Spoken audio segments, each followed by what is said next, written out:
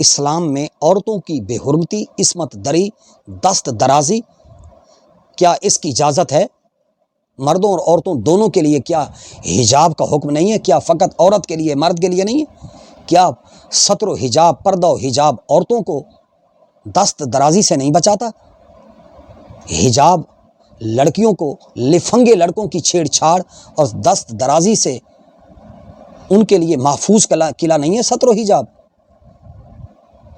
تو یاد رہے کہ اسلام کے نزدیک عورت کا جسم مکمل طور پر ڈھکا ہونا چاہیے۔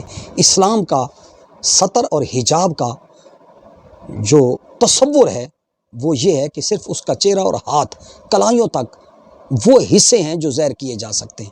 اگر کوئی عورت ان حصوں کو بھی چھپانا چاہے تو ان پر بھی پردہ اور ان کو چھپا سکتی ہے۔ اسلام یہ چاہتا ہے کہ عورتیں حجاب کریں تاکہ وہ باعزت اور پروقار حیثیت سے پہچانی جائیں۔ پردہ اور حجاب کی اہمیت کے بارے میں ایک مثال اور ایک تمثیل عرض کرتا ہوں۔ دیکھیں، فرض کریں کہ دو بہنیں ہیں یا دو کلاس فیلو بیٹیاں ہیں، کالج میں جا رہی ہیں، یونیورسٹی میں جا رہی ہیں، یا پھر بازار میں شاپنگ کرنے کے لیے جا رہی ہیں۔ ایک لڑکی نے اسلامی حجاب کر رکھا ہے ستر و حجاب کے ساتھ، اور دوسری جو ہے وہ نیم برہنہ ہے۔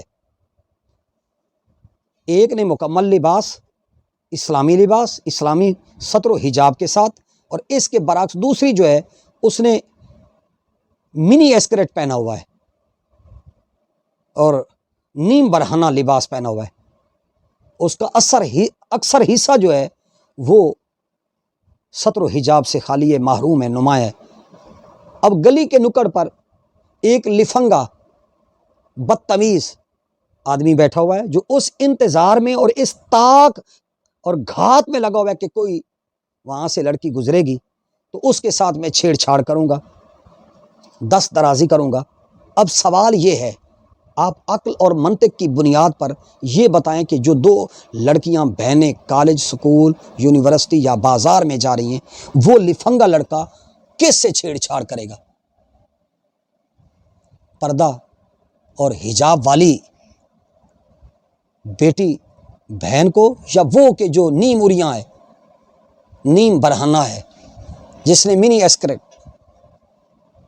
پہننے والی لڑکی کو؟ تو لا مالا وہ لباس جو جسم کو چھپانے سے زیادہ جس نے نمایاں کیا ہوگا، ایسا جو لباس ہے جن سے مخالف کے لیے ایک طرح سے اس امر کی دعوت ہوتی ہے کہ وہ چھیڑ چھاڑ اور دست درازی کرے اور عصمت دری کرے۔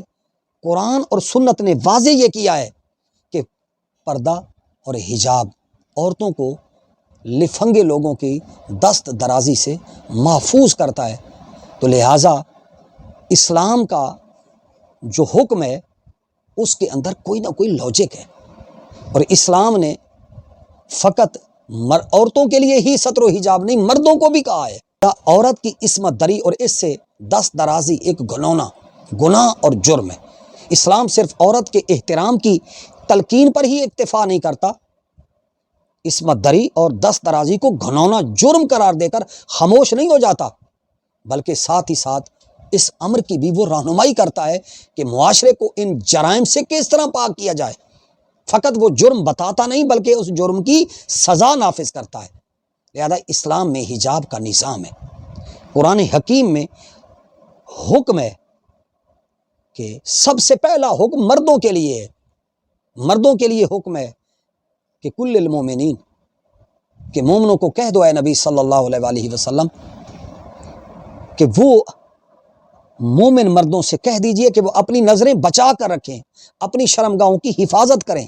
جس لمحے کسی مرد کی نگاہ نامحرم عورت پر پڑ جائے اور کوئی غلط سوچ یا بے حیائی کا خیال اس کے ذہن اور دماغ میں آ جائے تو اسے فوراً اپنی نگاہ نیچی کر لینی چاہیے۔ تو لہٰذا پہلے مردوں کے لیے حکم آیا، بعد میں عورتوں کے لیے بھی یہ بات آئی کہ عورتیں بھی اپنی نگاہیں جو ہیں وہ بچا کر رکھیں۔ تو لہذا اسلام کا حکم یک طرفہ نہیں ہے، دو طرفہ ہے۔ لہذا آپ اور ہم ادھوری باتوں پر اسلام کا ادھورا مطالعہ کرتے ہیں، جس کی وجہ سے شکوک و شبہات پیدا ہوتے ہیں۔